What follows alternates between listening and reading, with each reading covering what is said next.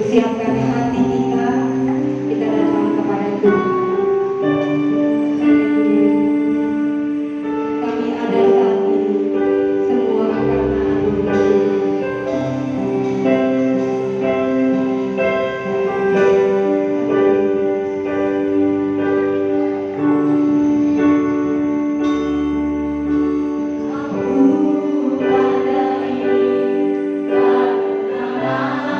anugerah Tuhan.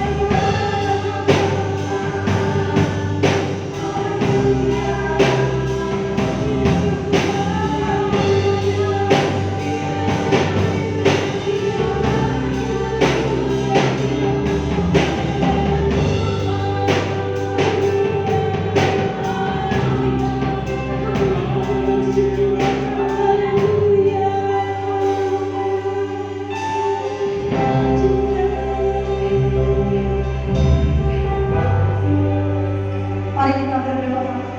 Bapa, kami datang merendahkan hati kami di hadapan-Mu. Bapa, mohon ampun atas segala dosa dan kesalahan kami. Kami sangat menyadari keadaan kami ya Bapa. Siapakah yang boleh datang naik ke Gunung Kudus-Mu ya Tuhan? Mereka yang dapat menjaga hati dan pikiran mereka kudus. Hidup yang kudus datang bercela di hadapan-Mu. Kalau Kau dapati kami bersalah berdosa di hadapan-Mu Tuhan, kami mohon ampuni kami, sucikan dan kuduskan dan layakkan kami ya Bapa. Kami rindu kami selalu dan senantiasa mengalami Engkau dalam hidup kami. Kami mau mengalami hadirat-Mu ya Tuhan. Biarlah kiranya Bapa Kau memberkati ibadah pada hari ini ya Bapa. Hamba berdoa meminta biarlah kiranya malaikat surgawi Tuhan kirim di tempat ini Bapa. Malaikat pemuji penyembah bersama-sama dengan kami. Malaikat yang melayani bersama-sama ada di tempat ini. Bahkan kami berdoa minta malaikat perang malaikat Mikael juga mengelilingi tempat ini. Bapa, kami berdoa biarlah kiranya Kau memberkati semua pelayan Tuhan dan semua jemaat Tuhan. Bapa, kami serahkan Tuhan layanan pada hari ini, ibadah pada hari ini ke dalam tangan-Mu. Hanya di dalam nama Tuhan kami Yesus Kristus kami berdoa, kami bersyukur kepada-Mu. Haleluya. Amin. Siap memuji Tuhan? Tuhanlah kekuatan tempat perlindungan bagi kita. Haleluya.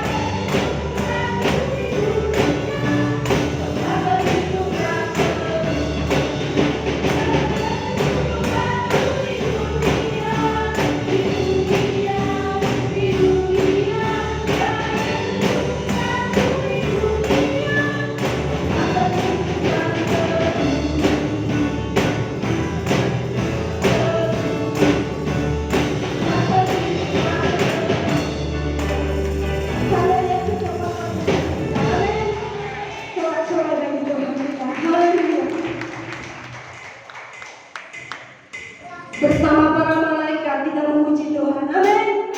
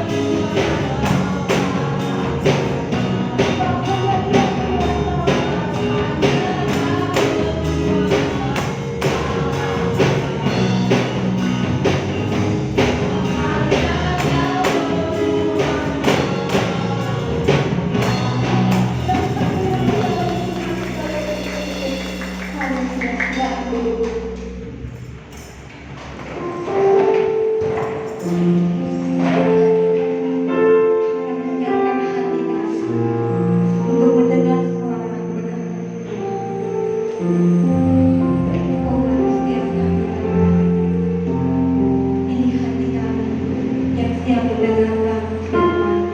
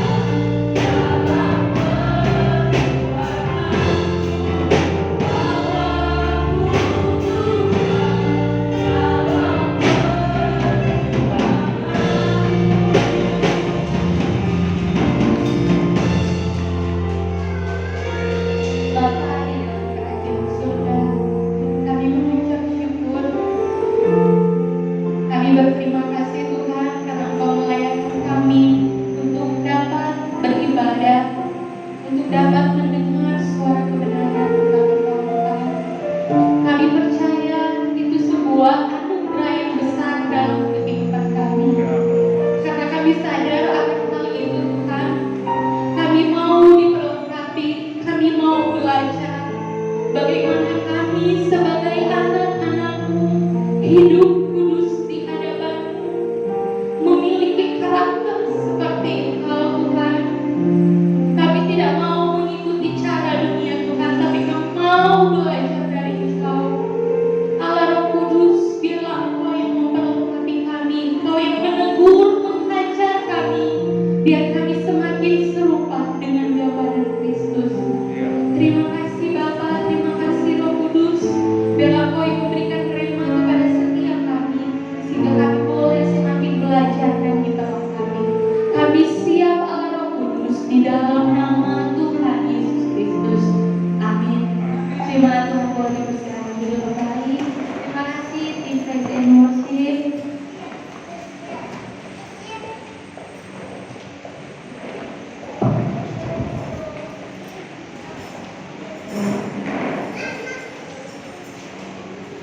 Shalom Jemaat Tuhan.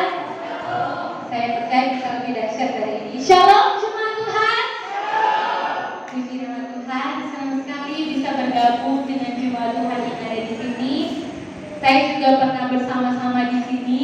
Kalau masih yang ada yang ingat saya, tapi mungkin sudah lupa karena masih sangat kecil waktu saya datang bergabung di tempat ini bersama-sama beribadah. Saya suatu sukacita bisa bergabung beribadah bersama-sama lagi di GSKI. Karena dulu saya waktu praktek pelayanan di Bekasi, saya itu tempat praktek pelayanan saya itu sister church dari Pak Erastus. Jadi tempat pelayanan saya itu di mana tempat Pak Erastus tumbuh waktu kecil sampai sekolah teologi. Jadi memang di situ di tempat pelayanan itu saya banyak belajar tentang pengajaran Pak Erastus, tentang pelayanan di sana. Dan kebetulan juga kakak tingkat saya, kalau mungkin Bapak Ibu kenal atau mungkin pernah dengar, namanya panggilnya kan orang Batak kan, jadi panggilnya Abang, Bang Robson namanya. Dia juga rekan pelayanan dari Pak Erastus, kalau bisa dibilang anak rohani dari Pak Erastus, kakak kelas saya. Jadi memang punya hubungan yang dekat antara GSKI karena sudah pernah bersama-sama sebelumnya. Jadi suatu kayak apa ya, sukacita bisa bersama-sama lagi seperti itu. Puji nama Tuhan. Sebelum itu saya mau perkenalkan, nama saya Putri, usia saya masih 23 tahun, baru lulus sekolah teologi, sekarang lagi lanjut dulu. Saya perkenalkan diri karena katanya kalau nggak kenal nggak sayang. Saya kan maunya disayang, jadi saya perkenalkan diri. Jadi kalau Bapak Ibu ketemu nanti di jalan atau di mana, jangan lupa untuk disapa ya Bapak Ibu, D atau apalah apa. Pasti yang ini loh jemaat yang di Marina, karena kita percaya kalau sudah bertemu kita adalah satu keluarga sebagai tubuh Kristus. Amin. Kalau dari itu kita bangkit berdiri, kita mau baca kebenaran firman Tuhan di pagi hari ini. Kita buka Alkitab kita di dalam Matius 25. Matius 25 ayatnya 31 sampai 46. Matius 25 ayatnya 31 sampai dengan 46. Yang sudah dapat boleh katakan yes. Saya bacakan ayatnya yang ganjil dan jemaat boleh membacakan ayatnya yang genap. Lembaga Alkitab Indonesia memberikan judul Penghakiman Terakhir. Apabila Anak Manusia datang dalam kemuliaannya dan semua malaikat bersama-sama dengan Dia, maka Ia akan bersemayam di atas takhta kemuliaannya.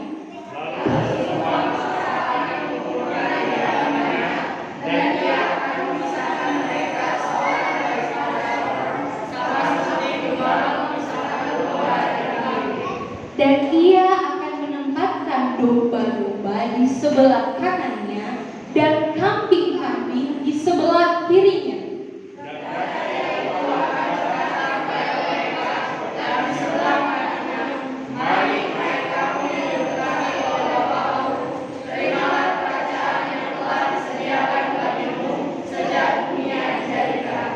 Sebab ketika aku lapar, kamu memberi aku makan. Ketika aku haus, kamu memberi aku minum. Ketika aku seorang asing, kamu beri aku tumpang.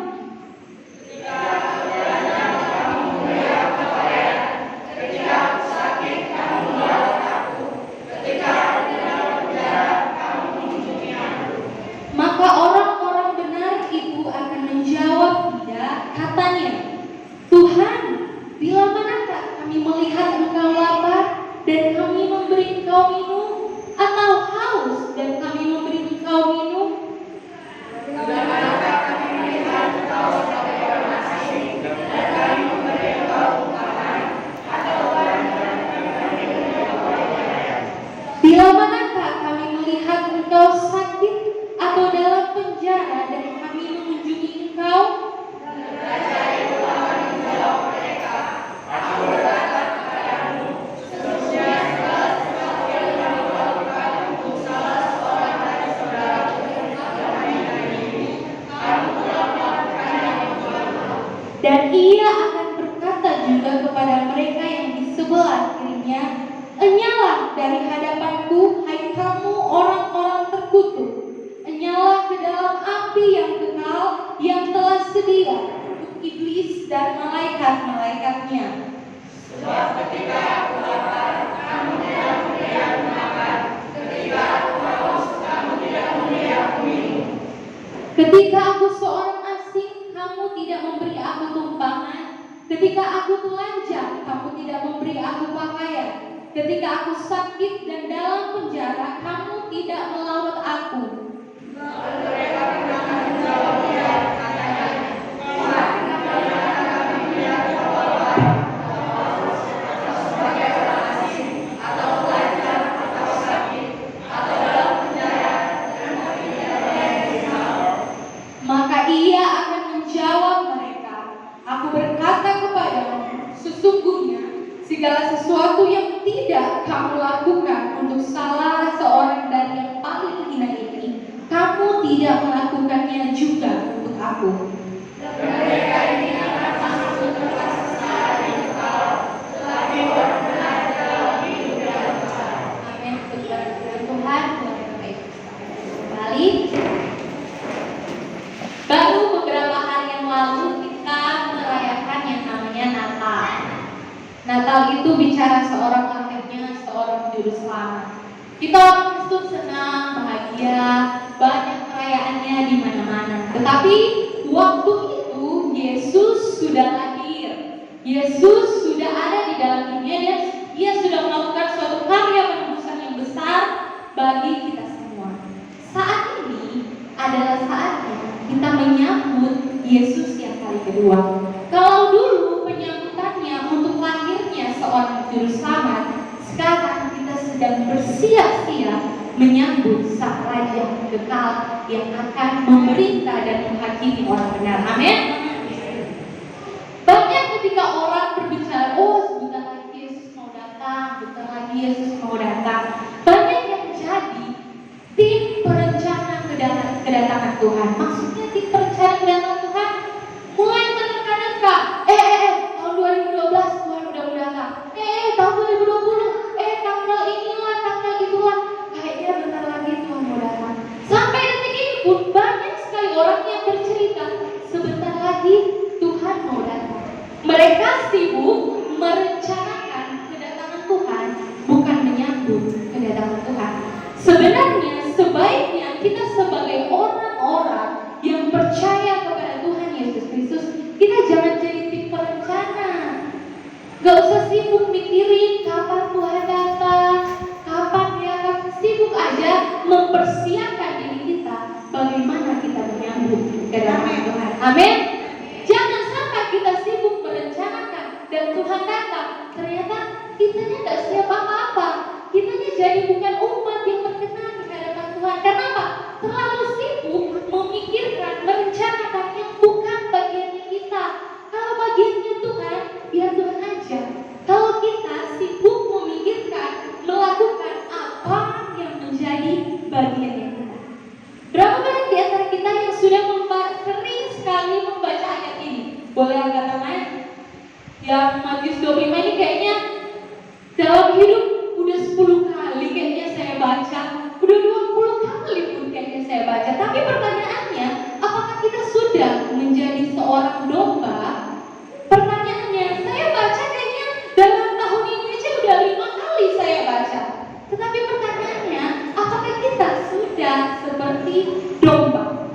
Yang saya bersyukur di sini, di ayat yang ke-30, 31 sampai ayat yang 33, di situ Yesus datang bersama malaikat-malaikatnya menghakimi dan memisahkan antara domba dan kambing, antara orang benar dan orang terkutuk.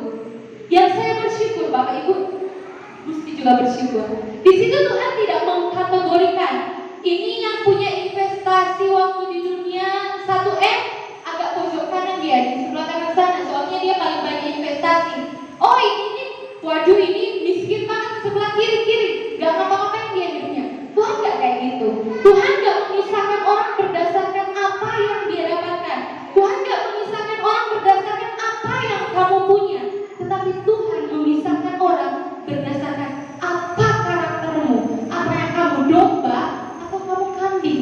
Tuhan gak akan sibuk misahin kamu dulu di dunia, kamu yang punya sekolah ini ya, sekolah bagus, sebelah sini lah kamu. Oh kamu yang waktu di gereja pujiannya bagus banget, suaranya bagus banget, agak di kanan dia, agak di kanan. Tuhan gak memisahkan kayak gitu. Tuhan gak memisahkan, oh ini yang pujian nyanyi di gereja gak semangat, di sebelah kiri lah dia. Tuhan gak menilai seperti apa manusia menilai. Tuhan gak mengkategorikan orang berdasarkan apa yang dikategorikan oleh orang dunia. Tuhan gak milih-milih apa seperti orang dunia. Oh yang ini kaya, jadi saya kalau pelayanan agak lebih semangat lagi. Oh dia biasa aja saya pelayanan. Karena Tuhan melihat karaktermu seperti apa. Tuhan gak lihat, oh ini waktu di dunia ini dia ini baik, tapi cuma sama orang baik, agak spesial lah dia. Enggak. Tuhan cuma kategorikan dua pilihan antara orang benar dan kambing, orang terkutuk. Tuhan gak juga agak setengah-setengah lah. Dia ini waktu di dunia agak baik, agak jahat dikit lah. Enggak, cuma dua. Jadi kita lihat, kita introspeksi diri kita. Kita ini di kategori mana? Domba atau kambing? Karena gak ada yang tengah-tengah, gak ada yang sedikit lah dia di sini, gak ada. Cuma kambing dan domba, orang benar atau orang yang terkutuk. Di sini kita melihat ternyata tugas menghakimi itu tugasnya Tuhan. Berapa banyak kita itu sibuk sebenarnya mengurusi yang bukan urusan kita. Tugasnya Tuhan kita urusin. Kita menghakimi orang, tadi dia itu gak masuk gereja loh, masuk neraka dia itu. Hey, itu tugasnya Tuhan. Dia itu kemarin kulihat, ya ampun, pergi dia sama teman-temannya nongkrong di sana, masuk neraka lah dia itu. Hey, jangan sibuk mengurusi tugasnya Tuhan. Atau dia baru diberkati loh dia, dapat loh dia motor, dapat loh dia mobil, rumahnya baru loh. Jangan sibuk mengurusi tugasnya Tuhan. Jadi ketika saya membaca kebenaran firman Tuhan di ayat 31 sampai ayat yang 33 berfirman, jangan menghakimi. Menghakimi itu tugasnya Tuhan dan kamu tidak usah pusing untuk kayaknya agak jahat-jahat sedikit lah. Tidak, tugas kategori Tuhan cuma dua, benar, terkutuk. Dan jangan mengurusi soal menghakimi. Tugasnya Tuhan memberkati atas mah, gak usahlah diurusi. Kita baca poin selanjutnya yang harusnya kita kerjakan dalam kehidupan kita. Amin. Kebenaran pertama yang kita mau belajar, jangan menghakimi. Boleh sama-sama bilang, jangan menghakimi. Ingat sampai pulang, kalau udah mau keluar ucapan-ucapan yang mau menghakimi orang, mau ngejek orang, jangan. Ingat baik-baik, jangan menghakimi. Tugasnya Tuhan, Tuhan yang melakukan. Sekarang kita mau baca, apa sih yang menjadi tugasnya kita dalam kehidupan ini? Di ayatnya ke-34 sampai ayat yang ke-40, di situ berbicara Tuhan bilang, ketika engkau lapar, kamu memberi aku makan. Ketika aku haus, kamu beri aku minum. Ketika aku orang asing, kamu memberi aku tumpangan. Ketika aku telanjang, kamu memberi aku pakaian. Ketika aku sakit, kamu menjenguk aku. Dan ketika aku dalam penjara, engkau melawat aku. Orang benar ini sangat-sangat luar biasa. Ketika mereka sudah melakukan itu, Tuhan bilang, kamu udah melakukan itu loh. Mereka jawabnya apa? Bukan, hah? Oh Tuhan, memang aku di dunia suka kayak gitu Tuhan. Mereka jawabnya luar biasa. Tuhan, kapan aku melakukannya? Kapan kamu datang terus aku kasih minum? Kapan kamu datang terus aku kasih makan? Ternyata mereka ketika melakukan kebenaran, ketika memberi, mereka tulus. Mereka gak modus, memberi karena ada maunya, memberi karena kasih aja lah, pasti nanti dia balikin ke aku lebih besar. Kasih aja lah ke dia, pasti aku bakal dibalas. Berkati aja lah dia, kasih uang, pasti siapa tahu nanti dia besar, dia jadi orang terkenal, dia balas. Memberinya itu bukan karena dia mau memberi, tapi karena modus. Memberi bukan karena memang karakternya, memang hidupnya seperti itu, tapi karena ada maunya. Coba bilang, tulus dong, jangan modus. Jangan memberikan apa? Modus. Aku baikin dia lah, soalnya dia cantik, siapa tahu dia mau sama aku. Jadi ketika kita memberi harus ada ketulusan. Memang orang-orang benar ini luar biasa. Ketika mereka sudah melakukan hal yang banyak, Tuhan bilang, kalian sudah melakukan ini. Mereka bilang, kapan Tuhan? Dan Tuhan bilang, kalau kamu melakukannya pada saudaraku yang paling hina ini, kamu melakukannya untuk aku, bukan saudaramu yang seperti apa.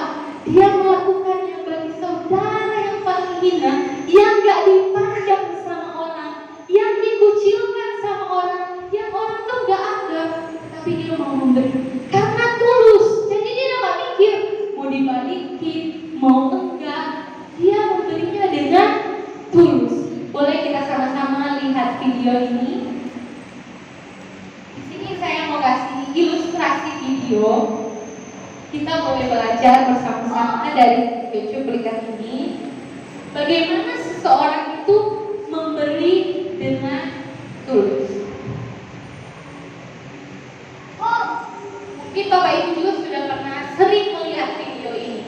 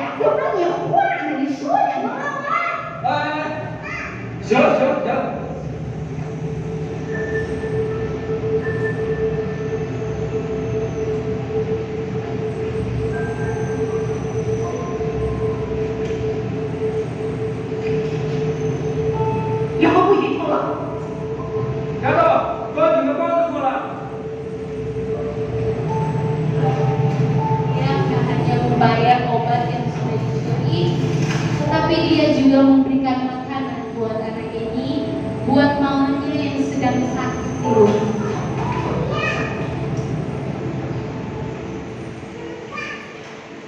Tahun kemudian.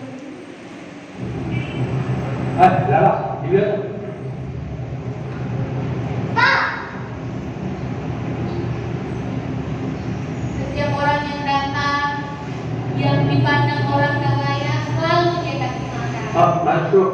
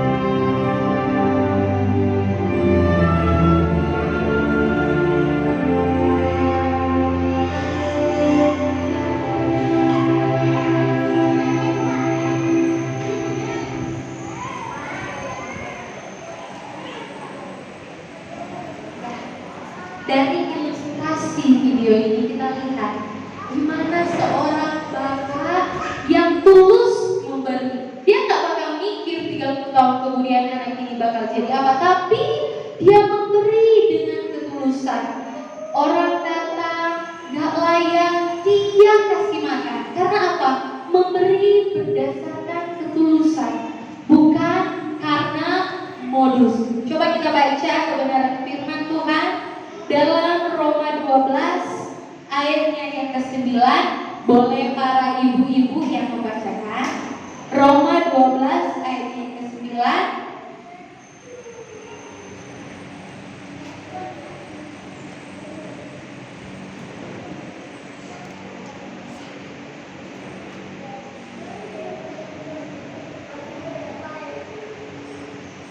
Ibu-ibu yang membacakan ya, 1, 2, 3.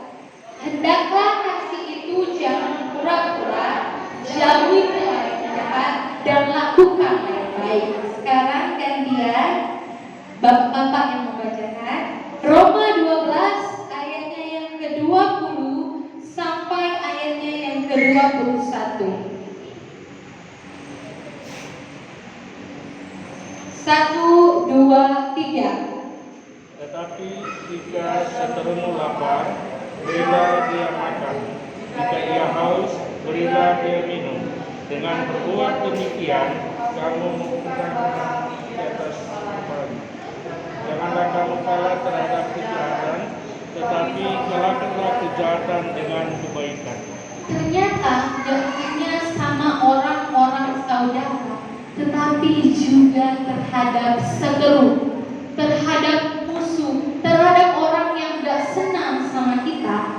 Kita harus melakukan yang namanya kebaikan. Oh, bersyukur Kak, setelah saya baca ternyata kalau kita kasih dia kebaikan, itu akan menaruh bara api di atas kepalanya. Oh Kak, berarti ayat itu berarti Tuhan yang balas ya? Tidak. Paulus pakai ayat ini karena memang pada zaman Yunani, orang yang meletakkan bara api di atas kepalanya itu sebagai bentuk penyesalan, bentuk dia sudah mengakui kalau dia salah. Jadi kita melakukan kebaikan kepada orang dengan tujuan supaya orang itu sadar. Jadi kita melakukan kebaikan bukan supaya saya tak balas kok Kak, biar Tuhan yang balas. Aku tahu Tuhan pasti balas. Gak ada pikiran-pikiran seperti itu dalam kehidupan kita. Kita melakukan kebaikan kepada orang itu supaya dia sadar, dia bertobat dan balik pada Tuhan. Makanya Paulus bilang, janganlah kamu kalah terhadap kejahatan, tetapi kalahkanlah kejahatan dengan kebaikan. Jadi poin yang kedua yang kita mau belajar di sini bahwa milikilah karakter orang benar, karakter Kristus, karakter mau mengasihi, mau diolok-olok ke orang bilang apa tetap I love you. Mau suamimu, istrimu, tetap balasnya apa? I love you. Mau lagi berantem gimana? Balasannya tetap I love you. Jangan marah-marah. Sama aja kita. Jadi ketika mau bagaimanapun dalam kehidupan kita, yang keluar di dalam harus kasih. Bagaimana yang di luar bisa keluar kasih? Harus ada buah roh dalam kehidupan kita. Makanya yang keluar kasih, sukacita, kesabaran, kelemah lembutan, kebaikan, penguasaan diri. Karena yang di dalam kita adalah Allah Kudus. Jadi poin kedua yang kita mau belajar, bagaimana kita punya karakter Kristus sehingga keluar orang bisa melihat, wah ini orang Kristen, orang benar.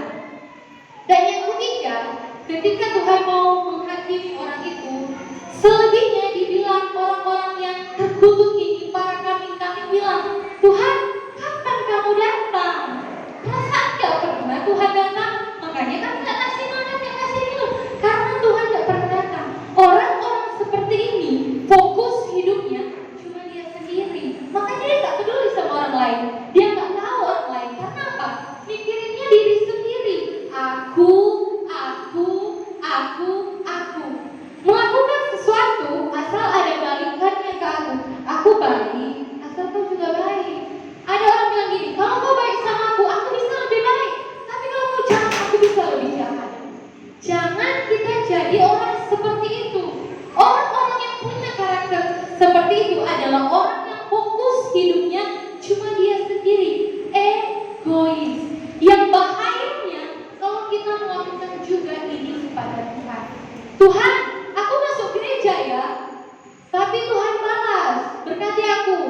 Tuhan, aku memberi persembahan ya 10.000, balas ya 100.000. Tuhan, aku kasih perpuluhan ya, katamu kamu buka tingkap-tingkap langit, jadi balas ya.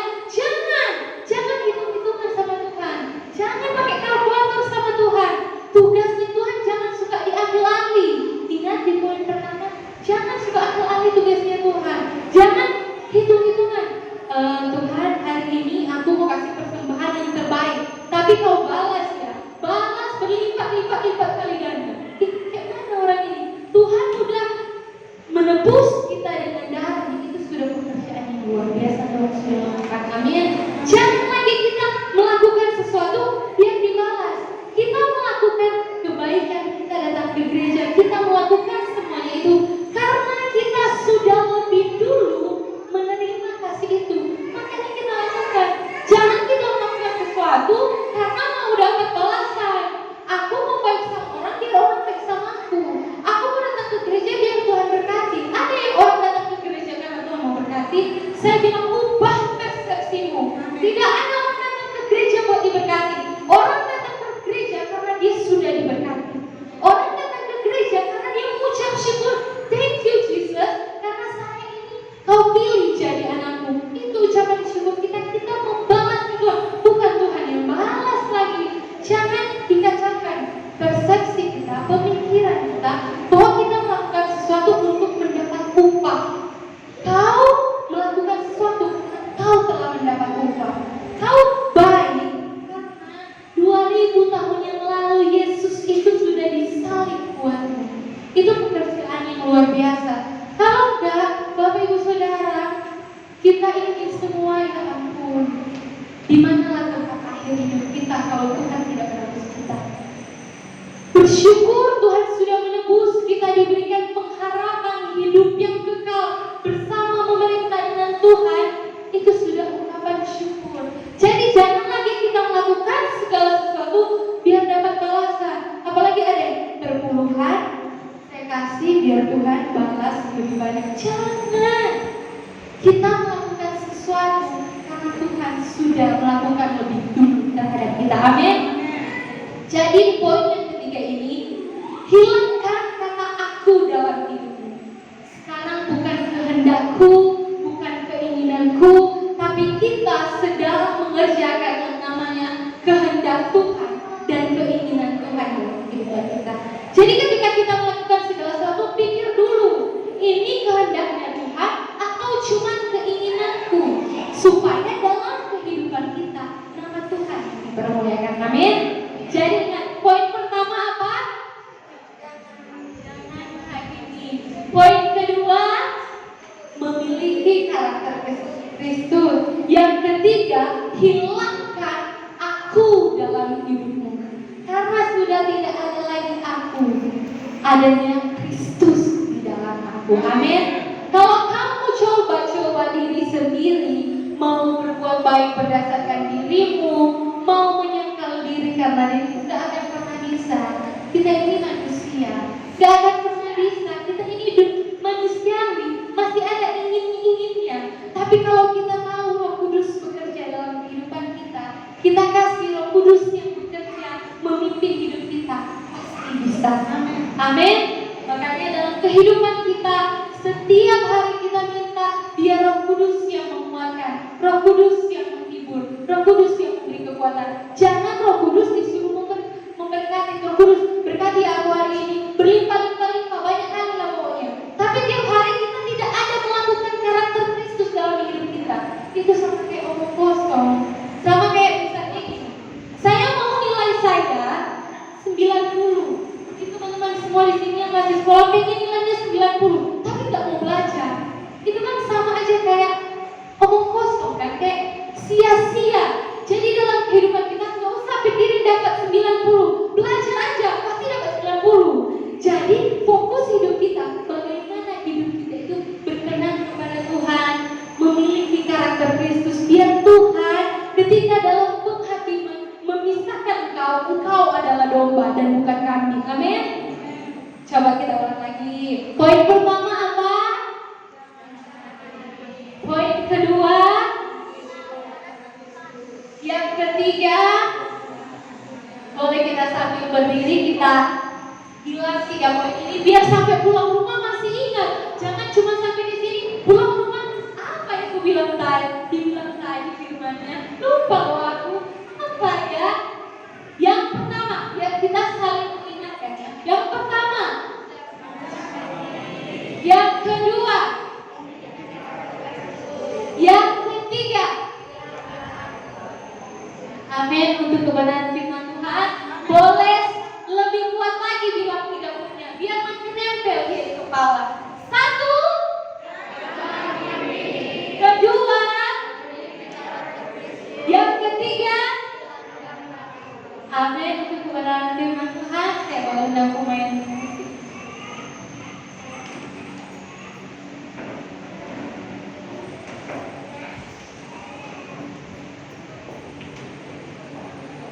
Kita mau berdoa bersama-sama.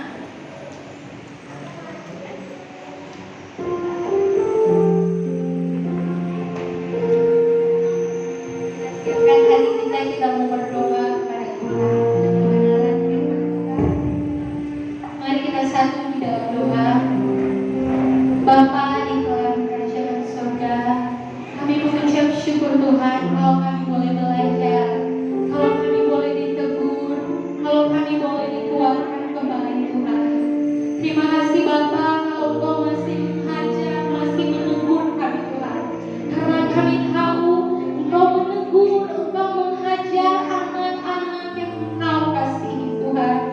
Bapa di dalam kerajaan surga, ajarkan kami, kuatkan kami untuk terus hidup kudus berkenan di hadapan-Mu. Ajarkan kami dalam kehidupan kami untuk memiliki karakter seperti Kristus. Tuhan, kami mau semakin hari hidup berdasarkan keinginan kami, kehendak kami semakin ditinggi Tuhan. Karena kami mau Tuhan, kami berjalan berdasarkan kehendak-Mu di dalam kehidupan kami. Karena kami tahu Tuhan, hidup kami bukan milik kami lagi, tetapi milik penebus kami. Terima kasih Bapa yang baik, terima kasih buat kebenaran firman-Mu.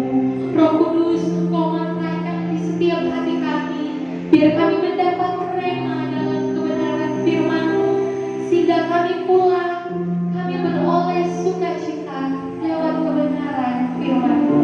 Allah Roh Kudus, Engkau yang terus mengingatkan, mengajarkan kami dalam kehidupan kami. Tegur kami ketika kami mulai melakukan kesalahan. Ingatkan kami Tuhan kalau apa yang kami lakukan ini salah, sehingga kami Tuhan boleh semakin kudus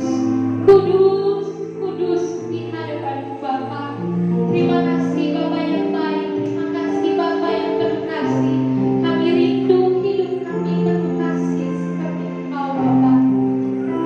Terima kasih Bapa yang baik, di dalam nama Tuhan Yesus Kristus. Amin. Mari kita akan duduk.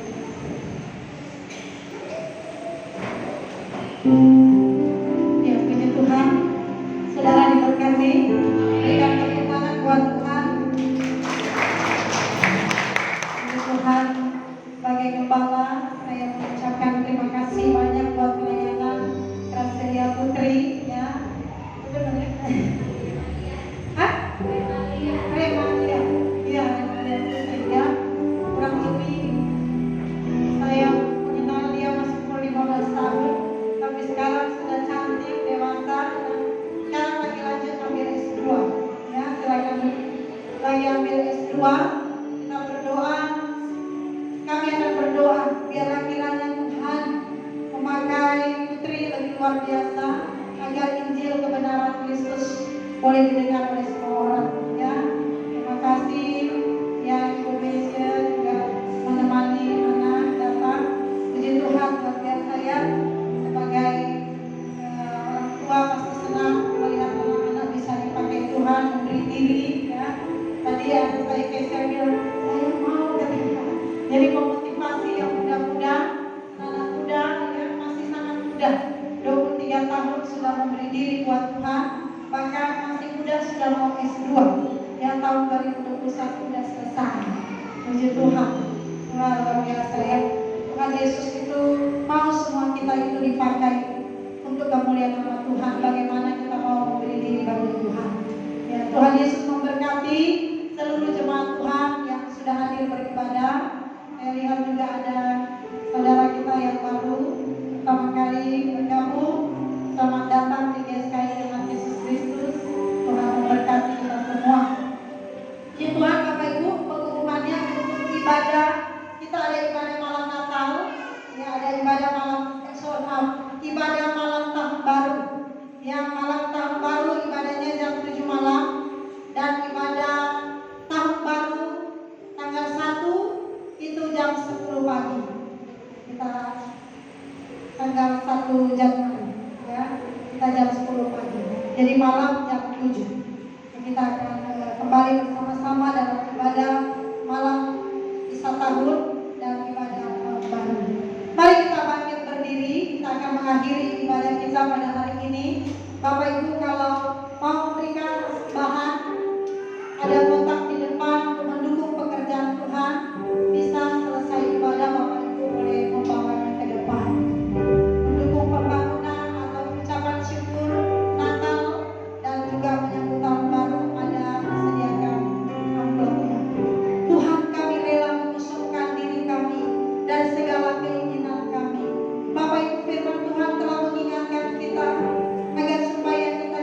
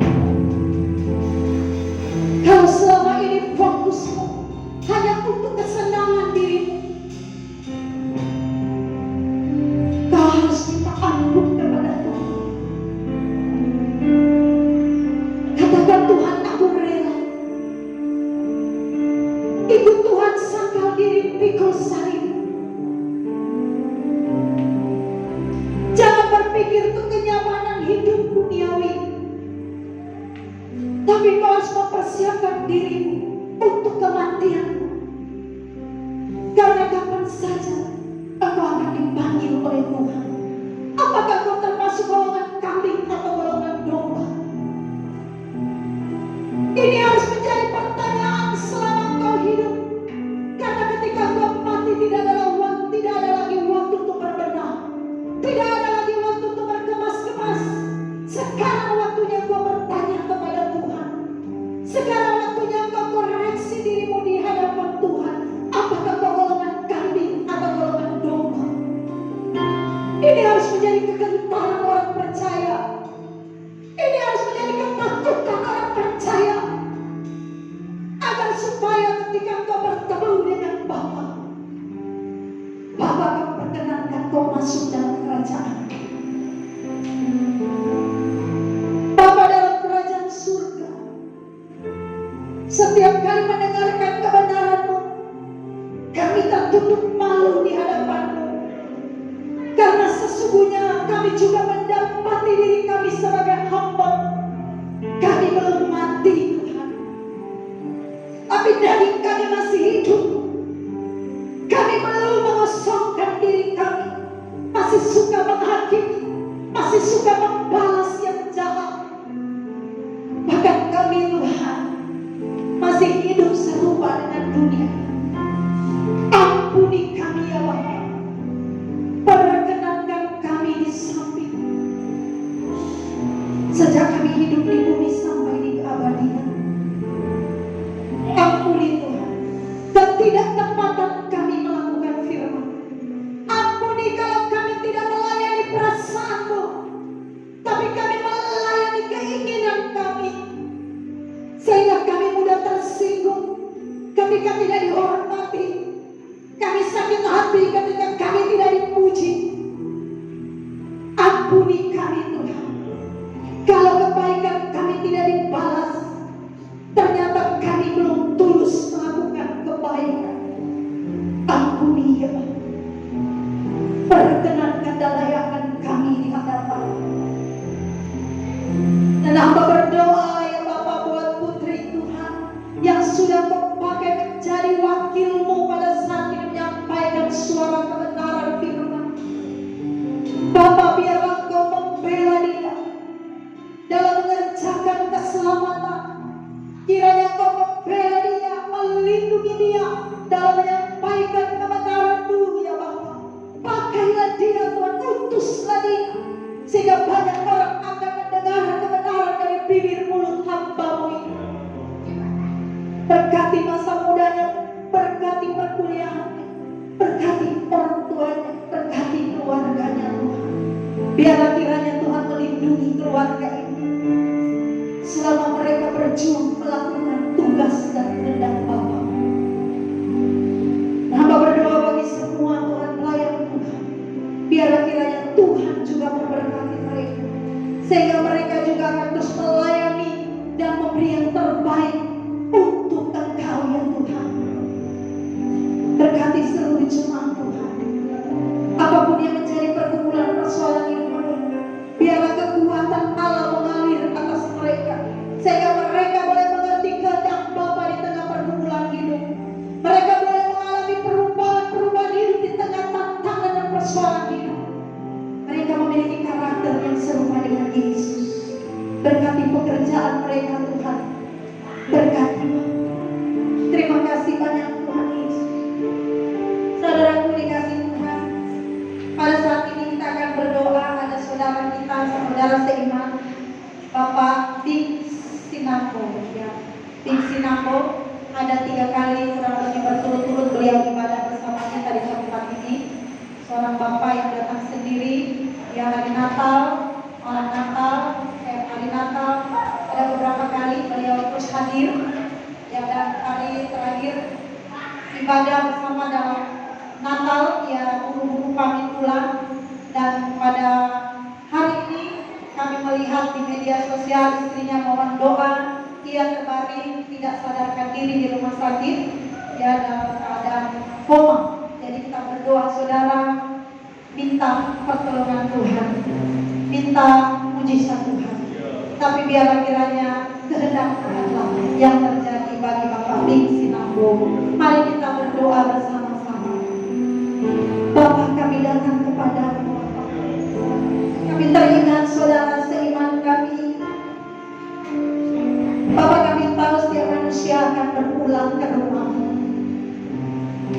Kami sadar bahwa kematian bukan sesuatu yang mengerikan, tapi sesuatu di mana kami akan memulai hidup yang baru. Tapi izinkan kami berdoa meminta kepada-Mu, Bapa.